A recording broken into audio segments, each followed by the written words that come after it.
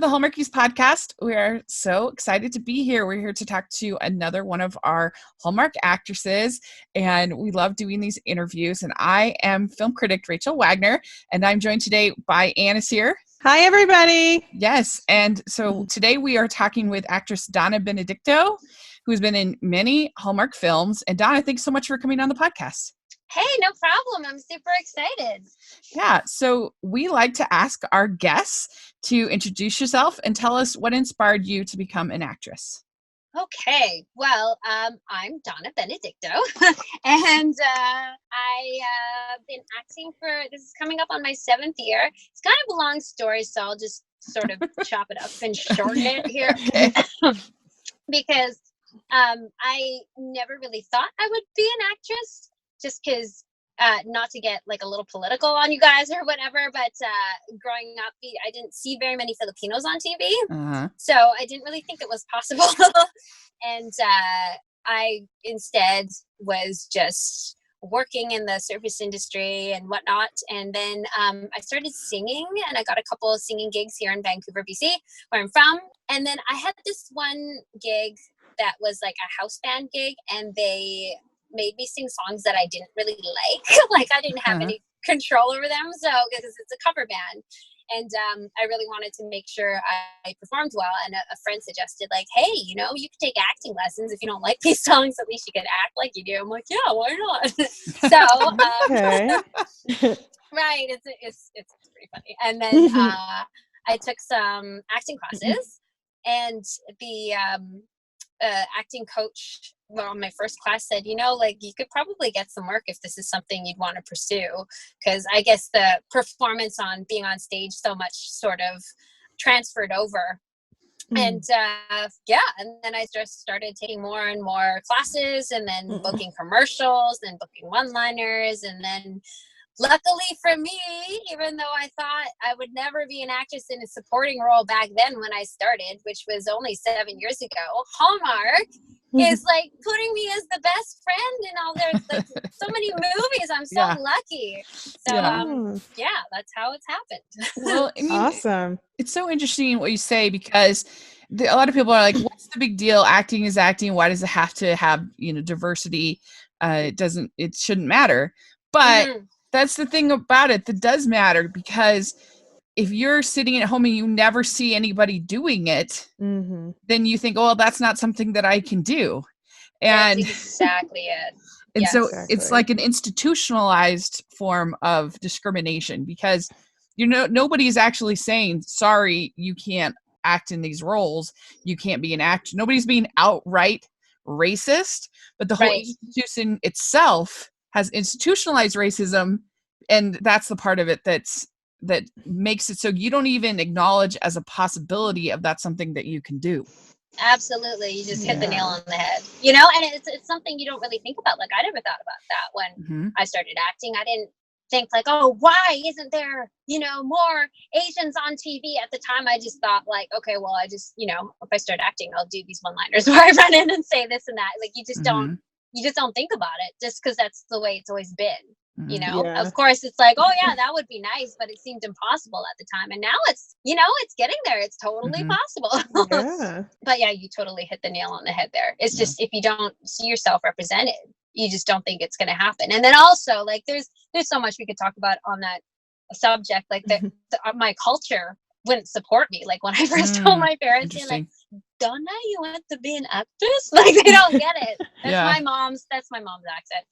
Like they just didn't understand, because they didn't think it was possible either. They thought it was crazy, But yeah, it's on the up and up. It's on the up and up. And like, look at Hallmark go, Yeah. I'm so happy. I'm so proud.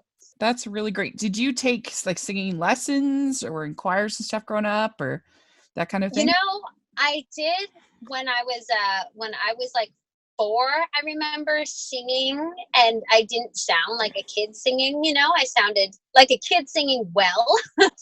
Where when children sing, it's pretty off key. It is very cute, but like I was on key, and I remember my mom cried and showed my dad.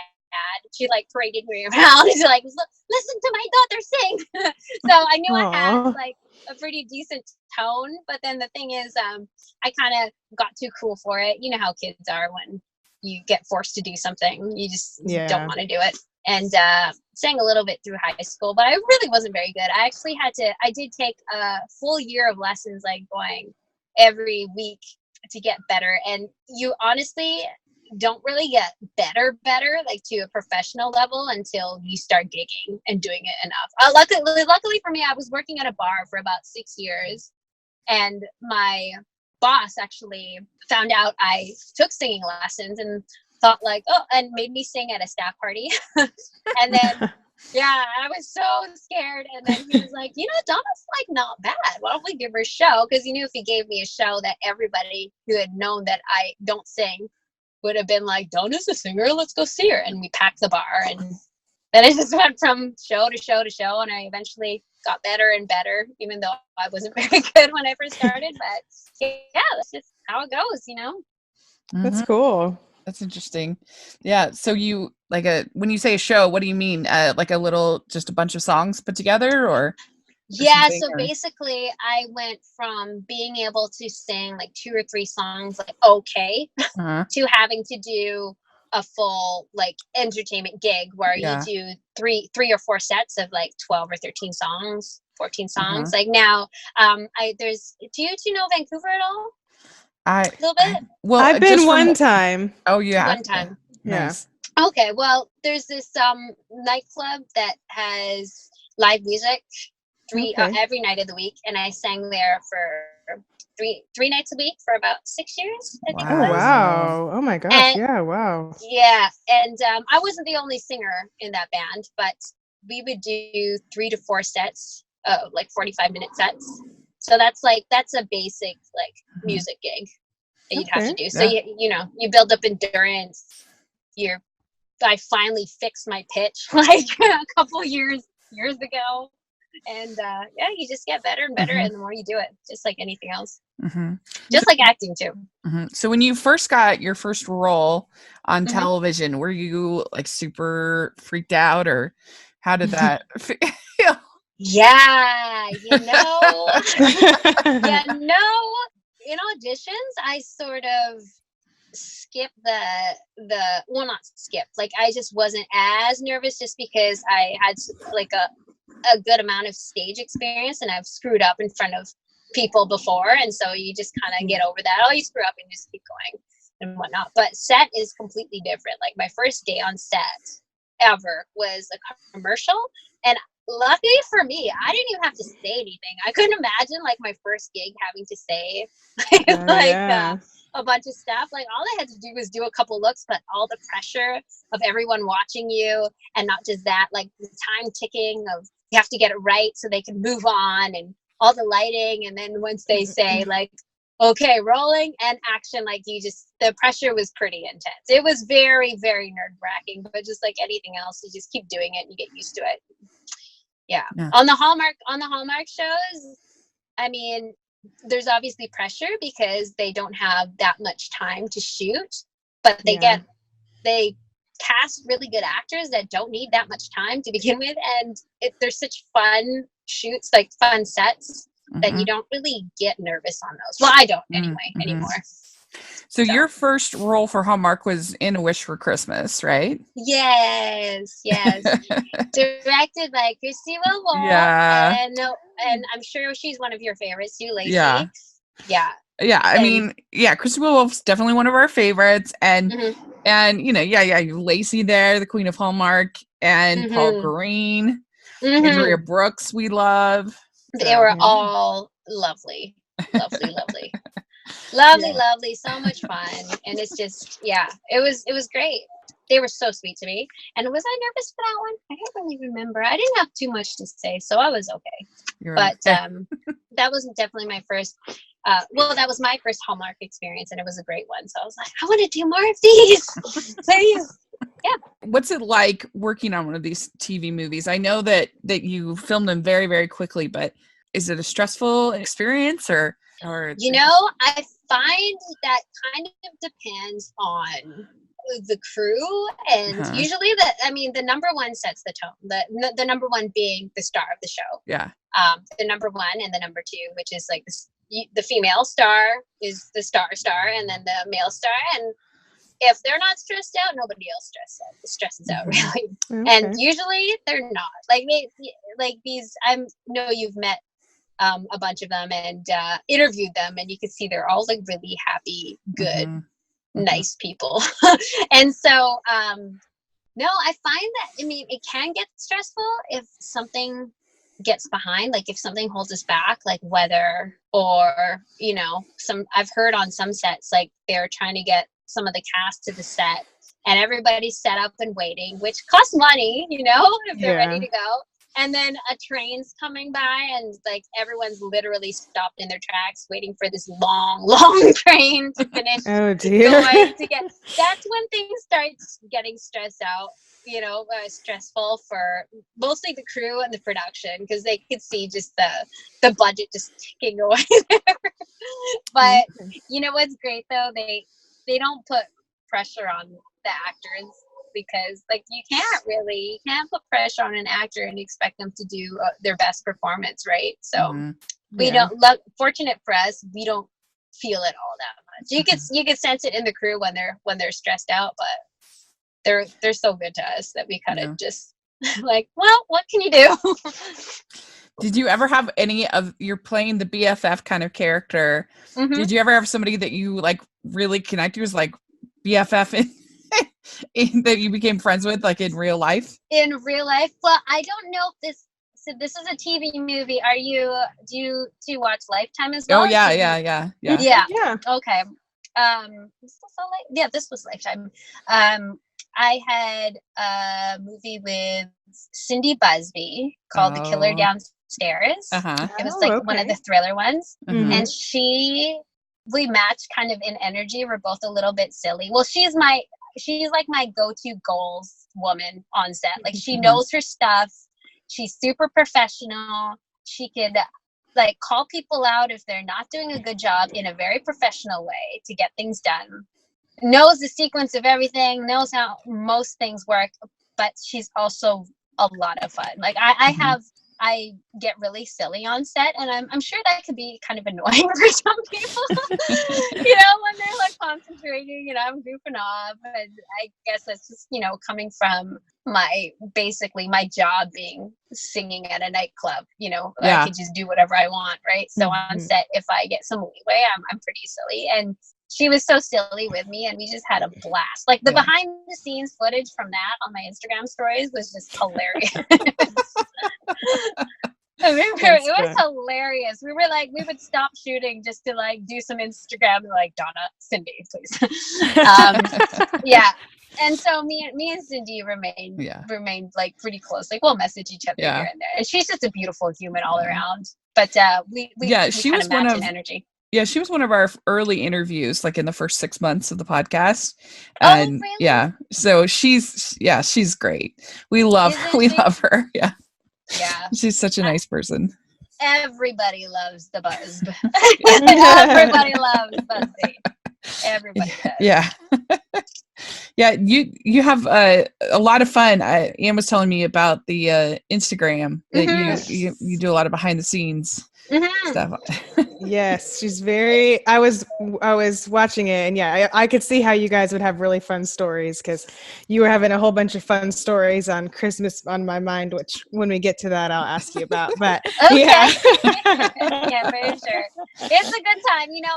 And so the thing about social media and being on Instagram stories, like I do it because I mean it's part of my personality, and sort of it just kind of carried from what I would do at the Roxy, the nightclub I used to sing at. You know, I get bored singing the same songs over and over again. Not that it's boring on these sets at all, but I just got into the habit of making these little funny stories, and everybody kind of loved them. And it's not really anything I think up. It's just something's happening. You just get your phone out. And the thing is, like, I had a couple of actors saying, like, oh, it's so annoying to do it. It's like, well, then don't do it if it doesn't really come naturally to you and you don't really want to. It kind of comes naturally to me, and I'm fast at it, so I'm not on my phone like you know, the whole time, because it's not good to be that person either. And it just becomes like part of who you are. Like I know this firsthand because I lost my phone, and I have been like feeling serious anxiety. Like it's so, I know it's like the older person would be like, oh, millennials and you need your phone, but I really need my phone. Yeah. I mean, well, you really do. I mean, to do what you do, like you need to be able to contact people and do stuff, you know, Yeah. it's like, Yeah. I have my For whole life sure. organized on that darn device, and that's and true. if I don't have it, then I have to, you know, flip around from all these different websites, and so yeah, it's just like, and I'm just so used to being like, oh, that's funny, click, click, click, click, click. Yeah. You know, It's so weird. When I think about some of the extras on set, or even like when we're waiting around to audition and the casting is really behind, you got like an hour to kill, 45 minutes to kill. Just remember, I'm like, how bored were we when we didn't have our phones on us too, you know? I know. The things you could read and learn about, like, oh yeah, I'm just gonna look this up. But yeah, I might try a vacation phone free, like a week or something like that. But even thinking about that gives me anxiety. Right? Yeah, that's true. It does. Like, Yeah. like you think about that, but I'm like, no, that would be more stressful. Why would I want to be more stressed on Yeah. a vacation? The anxiety of opening up your emails after that, right? Oh, Yes. It's like, oh, yes. so It's so Yeah. true. So true. Well, speaking of doing things over and over again, do you get tired of all the Christmas stuff eventually that you're just like, by the time December comes along, you're like, I'm done. like in general. Yeah, just because like you do so many of these Christmas Christmas in movies general. for You know, the thing is, it's like on set there's so much fun, and you know, I didn't, because we don't really have the Hallmark channel here in Canada. We have to, it doesn't just come with cable. You have to, I think, order it like specially. I don't have cable, so I just watch everything on the different subscriptions. And so I didn't really understand the whole Hallmark movie thing, because I never really saw them until I started doing them. And, you know, they're so lovely. Like, it's just such a nice escape from real life, you know? It really is. Yeah. It is. You know, I am not that Christmassy of a person, which is kind of strange. But so I get sick of Christmas in general, like in stores and the music and whatnot, like out in public. But when it comes to like shooting and everything, no, it's totally fine. And you know what I really like? I like seeing people who are excited about Christmas get excited about them. So that's what I feed off of when I get annoyed with Christmas. like I'm just gonna focus on the people who really like this stuff, and, you know. Well, you could be a lead character in a Christmas movie. Yeah. You know, like at this rate, who knows? You're like, yeah, that would be great. You're like, I'm over the shopping and commercialism, and that's just when you need to get visited by 3 spirits or something like that. Right? Yeah. Right? There we go. Are you listening, Hallmark? Yeah. Let's make some history. The first Filipina Christmas lead. Why not? Oh, that would be great. That would be great. I mean, they did over at, because I think Vanessa Lachey is Filipino. Yeah, she's half. So, she's half. Yeah, so they did it in Lifetime. So they should do it on Hallmark. Yeah, you never know. You never know. Yeah. But that actually, you two should just write one now that you know so much Hallmark. That's true. Probably come second nature. It'd be easy. Okay, well, this is the part where we're going to put in XYZ, you know. Right. And then you thought can about cast it. whoever you want. You can cast you can cast Andrew. Yeah, that would be amazing. Yeah. Yeah, we're always coming up with our dream cast, and I mean, our ultimate dream is to have the Hallmark Christmas musical. That's our dream. I could definitely get there. You know, Ashley Green sings too. Oh, I don't know. There's really, I mean, there's a lot. There's you. There's Alicia Witt sing. There's a bunch that we can recruit. Yeah, it would be great. I mean, they get why not switch it up, Hallmark? Why not? Why not do musical? It would be a huge rating. I think people would really get into it. I think. Yeah. I mean, I think so too. You guys are onto something. So you have a role in Supergirl? I do. And it's funny. IMDb won't change the name to the name that was my character for some reason. My character was called Agent Reef, and I basically am. Well, the lead girl, who's Kyler Lee, her character is the head of the DEO, which is basically like the alien FBI. I hope I'm doing this correctly. And she's my mentor, and I basically follow her around on these missions and whatnot, and stand behind her, being serious and frowning and making sure everything's okay, information and stuff. Yeah, that's a really, really fun set too. Super fun bet. set. And you work with Andrea Brooks again. Andrea Brooks. That's right. She's Supergirl. Hopefully. It's like they have so many characters on that show. Like it's you're lucky to cross with somebody that you know on there. You never know. How does that work? Like, do they just call you and they're like, okay, hey, we want to have your character be in, this scene, or this, this next episode, or That's exactly how it works. Okay. That's exactly how it works. Like sometimes they'll be like, it's not a huge role for me, so they basically call and say like, "Hey, are you available for this? We'd like you for this." And if I'm not available, they're like, "That's okay. We'll try and write you into the next one." They're so okay. Sweet. Yeah, cool. Yeah, that's how that works. That's fun. I do have a guest star role on The Good Doctor coming up. Ooh, I watched that. Oh, that's so cool. I'll be excited to see you on it. Yeah, I watched it. It's fun because I'll point at it, and my husband doesn't like Hallmark, and I'll say, "Oh, that person's from Hallmark," because they constantly use Hallmark people, and I'm like, "Oh my gosh, that's the person, the so and so's best friend in this movie," or that's what in my head when I see them. So that'll be cool. I'll look for you. Yeah, Fiona Gubelman is Fiona Gubelman, darling. Yeah, exactly. So, yeah.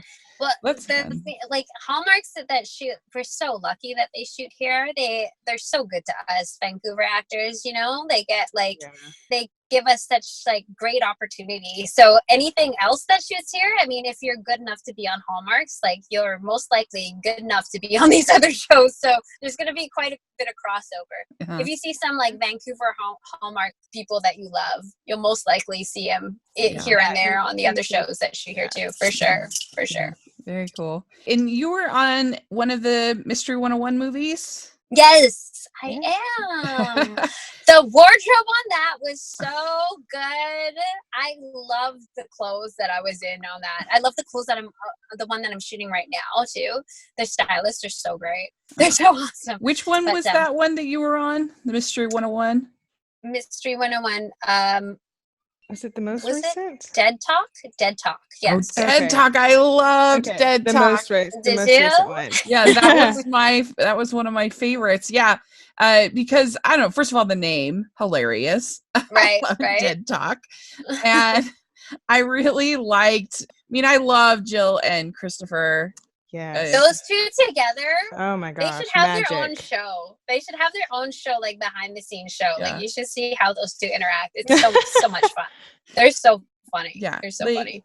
We have it's like they are following the Hallmarkies podcast in casting that show, because we've interviewed Jill twice. We interviewed Chris. We've interviewed Preston. And I really liked Matthew James Dowden in that one, and so we interviewed him. Was a really fun group, and I don't know, I just thought the whole idea of the Dead Talk was really fun. It was fun. Good. Yeah, that was a fun movie. That was a really fun movie. Yeah. And it's all these people are such great people. You can't not have a good time when they're all together. Yeah. And it's funny if you get if there's a scene where there's a lot of us together, you have all these fun actors together, you just get nothing done. Everyone's like, "Hello, we're about to shoot. Can you guys shut up? Focus, please." Everyone's just joking around and laughing. It's such a great time. That's cool. A great time. Yeah. Hey, Rachel, is it okay if I cut in right now? Oh, who is this? This is very exciting. Yeah, it's Amber. Hi. Just usually hanging out in the background, not saying anything. So I just thought I'd come up and jump in right now, if that's all right. Yeah, this is so exciting. Okay. So I just wanted to talk to you because, it is the holidays. And one of my favorite parts about the holidays is reconnecting with my family. I love swapping stories and reliving moments with my family together. But keeping memories alive can be hard.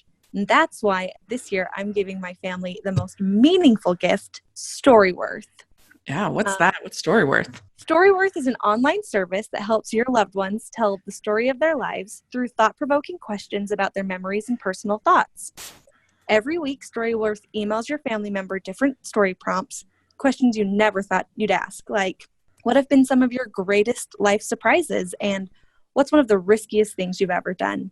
Yeah. And then after 1 year, Storyworth will compile every answered question and photo you choose to include into a beautiful keepsake book that is shipped for free. And you'll never know what family history Storyworth will uncover. So I've been doing this with my grandma. We found out this beautiful story about her grandparents. When they first met, her grandma had just been broken up with the boy that thought she was going to marry. And my grandpa came up to her and she was crying. He was like, "What's wrong?" And she said, "There's nothing you can do. I'm upset because my heart is broken. You can't, whatever." Yeah. And he said, "I'm a blacksmith. I can fix anything." Aww. Unbelievable.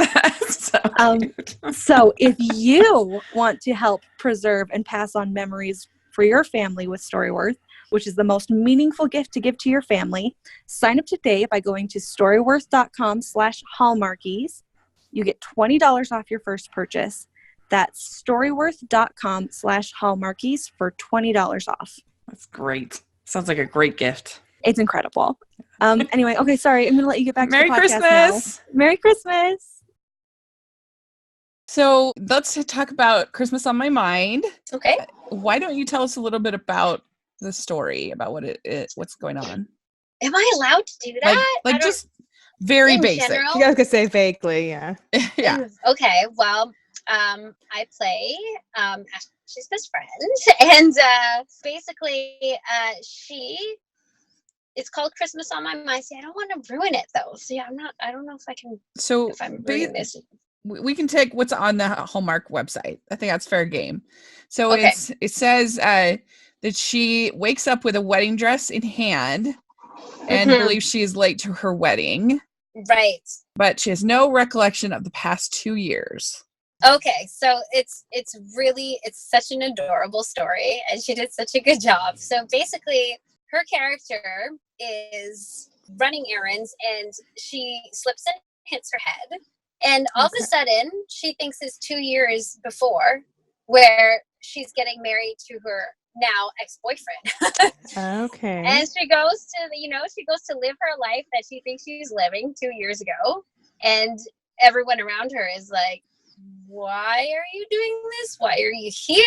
And I play her best friend who also works with her that tries to help her get her memory back. And along the way, all these little things happen, and her interaction with her ex-boyfriend, who is Andrew's character, is really sweet, but also very awkward. There's a lot of awkward, funny moments. Oh, I love it when Andrew's awkward. That'll be good. Yeah. Oh, it's so cute. It's so cute. Yeah. Yeah, there's a lot of fun, awkward moments here because can you imagine? It's like, wait, you're not my boyfriend? We're not getting married? And then there's the guy she's currently seeing, like, wait, I'm marrying you?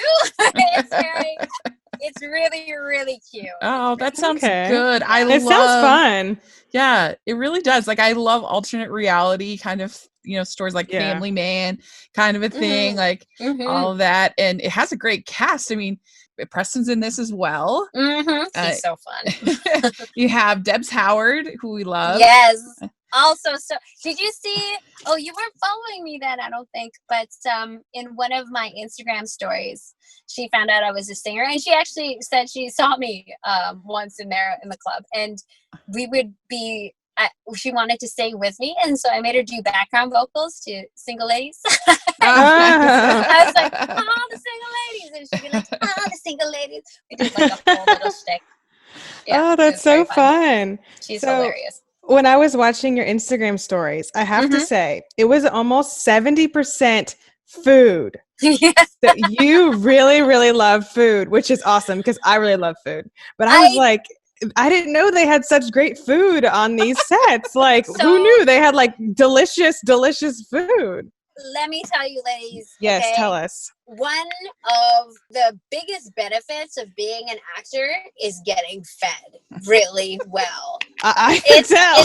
It's a benefit, and it's also like a curse because you're sitting there trying to be healthy, and this is the thing. It's like, this is for continuity. This isn't about weight here. Like, I come into these shows in these fittings, and you come a certain size, and you put on clothes that fit you, right? And then you're sitting there eating pastries and cookies all day, and getting like fed all these hot snacks, and then you have snacks available to you all day, and then they come around with a candy tray. You get bloated, all the sodium, all the pop, and then all of a sudden, by the third week, your pants that you tried on 3 weeks ago are fitting pretty uncomfortably. Oh my gosh!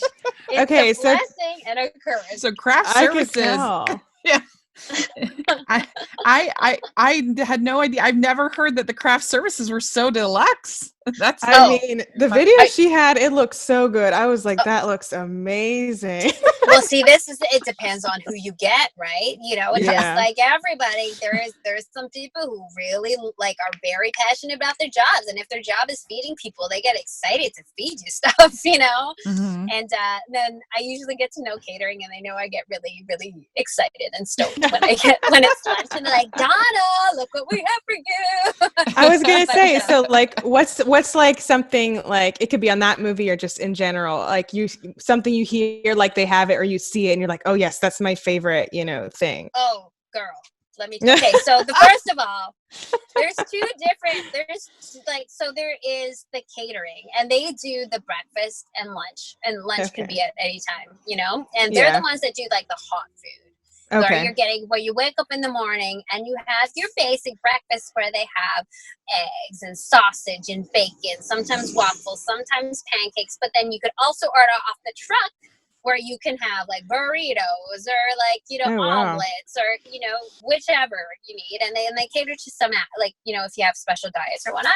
Yeah. And then they also do the lunch portion, which is like your savory stuff, and they could do pork chops and lamb chops and depending on their budget, right? Yeah. And they usually have a salad bar and then desserts, and their desserts are like cakes and cookies or pies or gosh, that would be huge. Oh my gosh, the Christmas on my mind. Their catering, their head caterer was also a baker, like a 5-star chef baker. And she would make us fresh cookies every day. I was losing my mind. And she would make all these different kinds. And so I had to try them. And then she saw me like suffering. She was like, I made the cookies smaller this time. So I had to try them all. That's so funny. And that's just the catering. And then you have the crafty. Okay, so crafty is run by different people, and they're the ones who put the constant food out. These are the snacks. So you have your nuts, you have your candy bars, you have your granola bars, and they put fruit out, and then they'll put meat and cheese out, or they'll put cookies out, or donuts, or and they're the ones that's crazy. I know. Oh my gosh. And they're the ones who make the snacks too. So how I said catering does lunch. They call it lunch, but it could be later in the day. Yeah. And so the crafty people make the sandwiches for when you're like in between, and then they call this hot snack at the end of the day where we're shooting 10 to 12 hours, and so they feed people something hot, and it's like it could be like lasagna, tacos, hot dogs, or whatnot. And all this depends on the budget that the production has put in. And it's like, ladies, the show I did, what was it called? I'm sorry, I can talk about food all day. I know, you're right. That's why I wanted to ask. It's so appropriate because if you think about it, in Hallmark movies, food usually is love, and there's nothing more attractive than a Hallmark baker or chef. Right. I mean, that's the other thing about that's so terrible. So now props also knows that I love food because everybody can see my IG stories, and everyone sees I get excited when it's lunch, and props start going, Donna, we put aside the props cookies for you, because they'll see me walk in like, oh, we can't eat these cupcakes. And they're like, wait, because they're props, right? Yeah. And then they'll just put them aside and just be like, we left these for you. Oh, they're so sweet, and they're all so sweet. But aren't they gross after being like sitting out all day, like as part of props? yes, but then they'll save the ones that, because they have to have extras just in case you drop them or whatnot. So okay. they'll like put them aside, and sometimes I just have to say no. Like this show that I'm on right now, I'm really, really, really trying hard. I just sewered myself. It was so bad. I had to like, it's you just feel so gross after eating sugar all day, you know? Well, I was gonna say, you just taught me something like major about actors I didn't know. Like they obviously have restraint because they still look good and they're surrounded by like wonderful food literally the entire day. So actors have restraint, I guess, pretty good restraint maybe to be surrounded by all this. Yeah, they do. Yeah, you know, and see, this is the thing. Like, I have to start learning to control myself because, like this show, I really am. I'm like, if I'm gonna be on set this often, I gotta reel this in. Like on Good Doctor, I was only there for a few days, and their catering is exceptional. It is so delicious. You could be a critic of the catering, of set catering. You know, I went to town. I was like, screw this. I'm only here for like 4 or 5 days. I'm gonna eat everything. Yeah. But like you know, you really do have to control yourself. And you see, like Andrew did a pretty good job. I was gonna say himself. He's like so healthy. How did he even eat anything? He like doesn't eat anything. he would see. This is the thing too. Like I always feel like if I'm going down, I'm bringing people down with me. And I think you had that in your story. Even Andrew had some or something. I did. And even Ashley had some, because that show, that baker that I was telling you about, she made this blueberry cobbler, which was the best I've ever had. Oh, I saw that one. In my life. And I was just dying when I was eating it, like rolling my eyes, just like, oh my God. And then Andrew's just staring at me like, I'm like, you don't even know. Like, you don't even know. You better go get one. Maybe that's why so many of these starlets become vegan, because then they can like be like, well, I'm not gonna eat that, I'm not gonna eat that. That's true, maybe. Maybe I should just conform to veganism just on set. But yeah, that day Andrew tried it, Preston tried it, and Ashley tried it, because it was just so good. And they brought it back. Good. They brought it back twice. So we were all screwed those days. Oh man. I have interviewed over 100 people, and I have never had anybody give me the 411 on the catering. Know. We just got all the details. Right. I will talk about food all day, like I said. That's awesome. Yeah. I love that. Now you know. If you want to see what the set food is like, well, maybe not on this one, just because I'm really trying to. I was gonna say I haven't seen you been doing it. Yeah, on this one. I was like, you know what? This isn't exciting for me. It's not going to be exciting for you guys. I'm like, I'm just not going to story my food. Like, hey, I was enjoying it, so. Do you know how to salad and salmon? Do you know how to cook in like regular life, or are you just gonna like forget it? It's not worth it. No. See, that's the thing. Like, it's funny when I date people, like date guys, and I'm just like, you want me to cook for you? Do you want to get stuck eating my crappy food, or will we like enjoy your food more? So no. That's probably another reason it makes sense why I'm so excited. Right? Yeah, exactly. I cook like a super boring food. That is so funny. I love that. Okay, well, we like to end our interviews with some silly questions that we have a lot of fun with. So you get the holiday edition of these silly questions. Okay, first one. What is your favorite holiday drink? Ooh.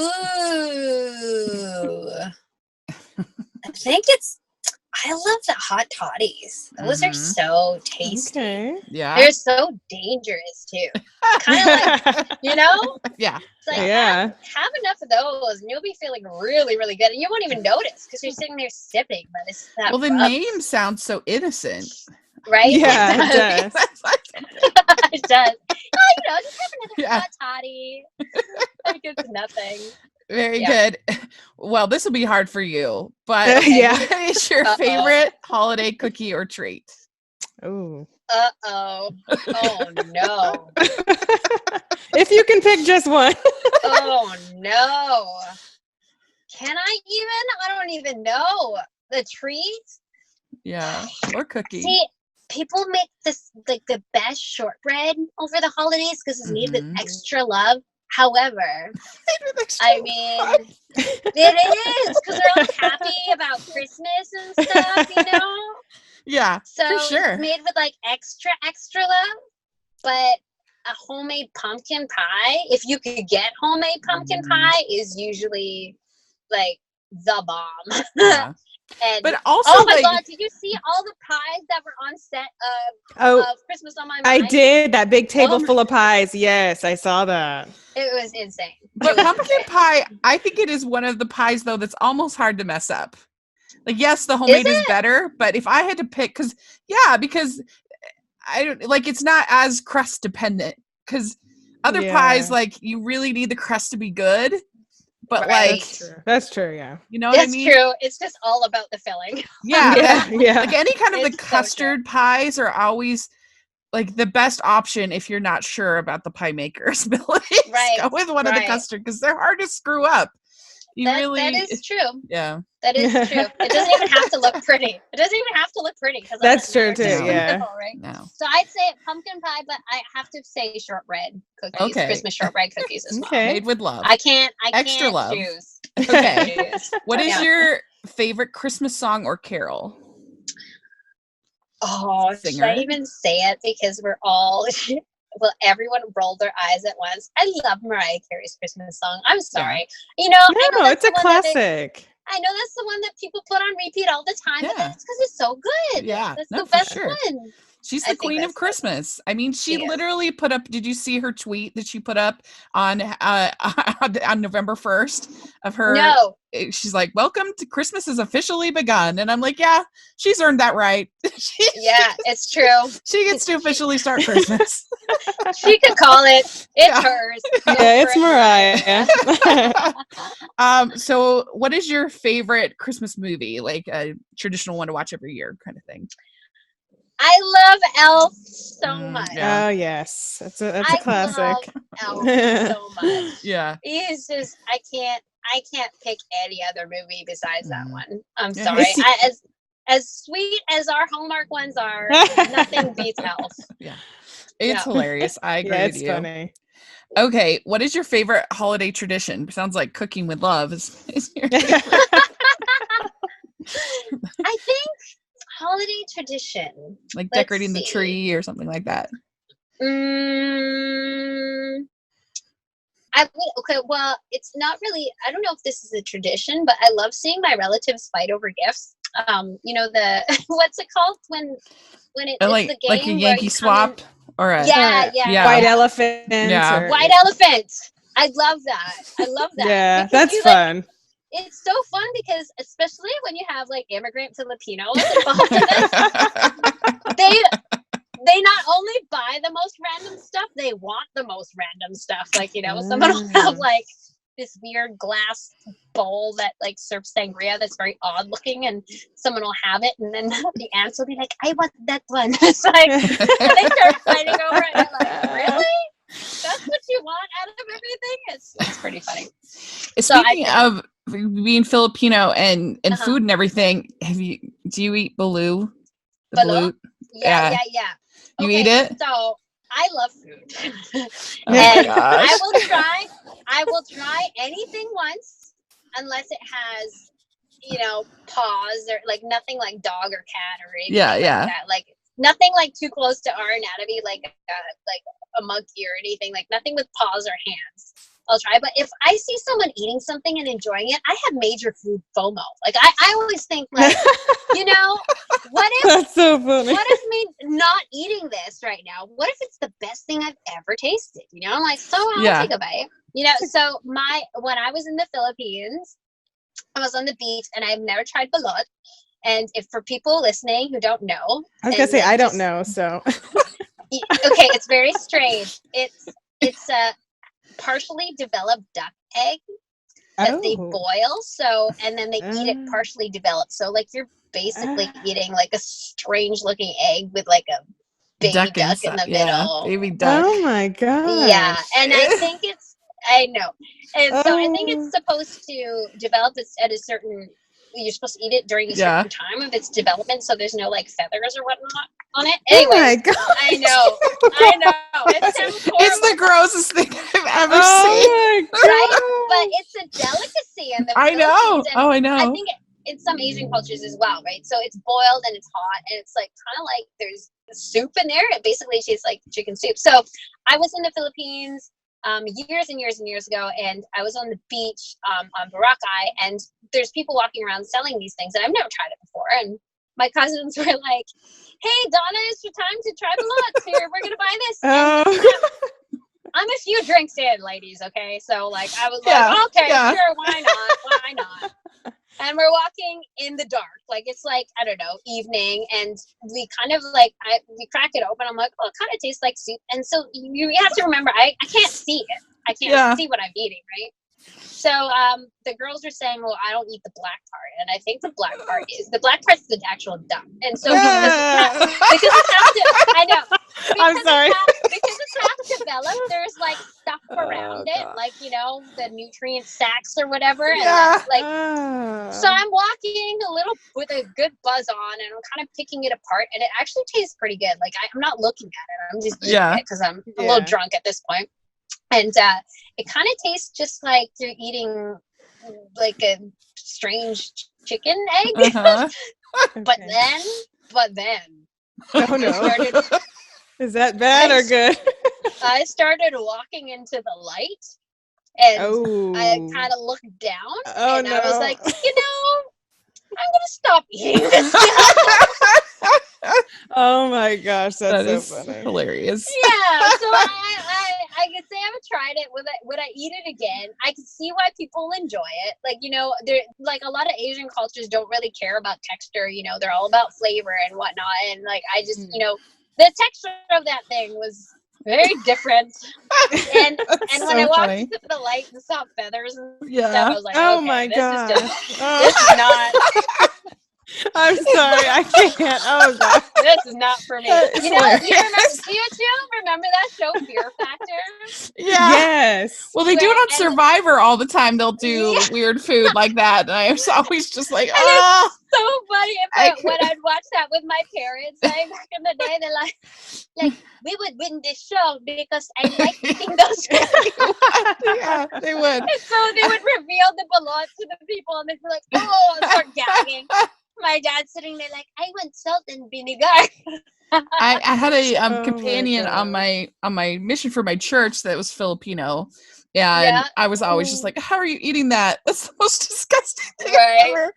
It definitely doesn't look good. But hey, like growing up, if you don't know what it is, you see all your parents eating it and everybody eating it, it's like, sure, why not, right? Yeah. But it's not really my live thing. your life.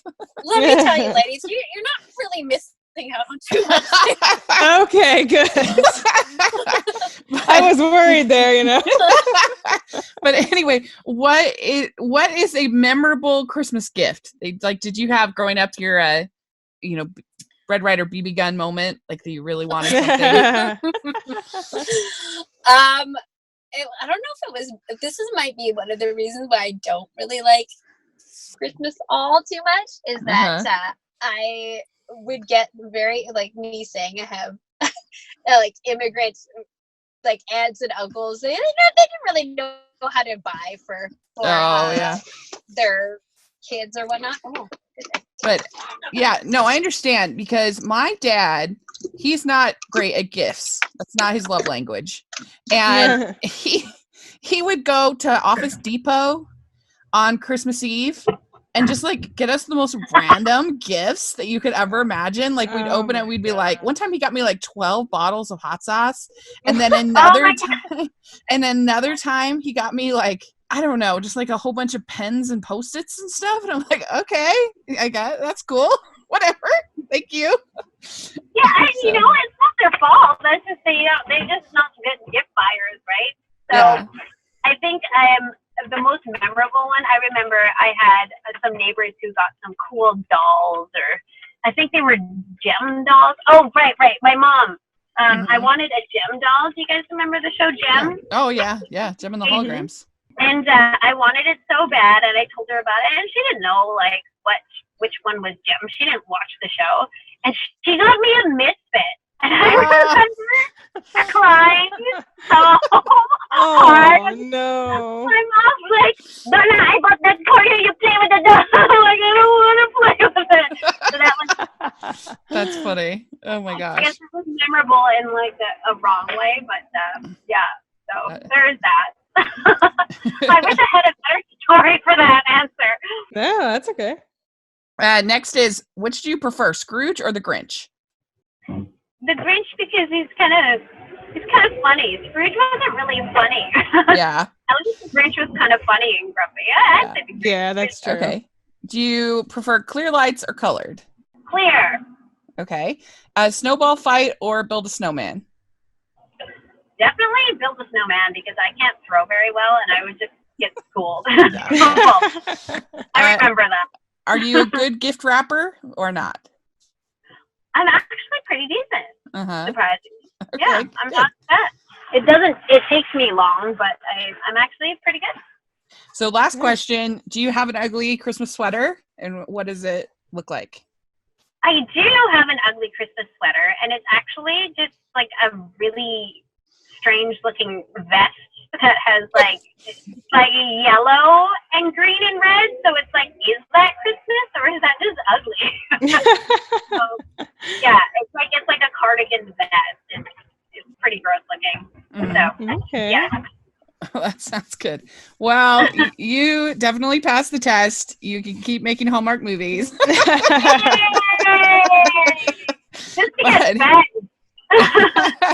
But really, this was this was a great interview. You did a wonderful job.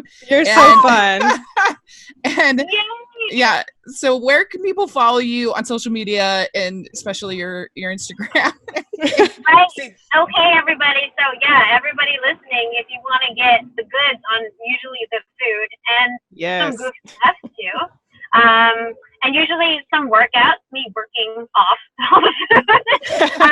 Follow me on Instagram at Donna, DONNA_, the letter B, the number 4, and the letter U. Donna B for you.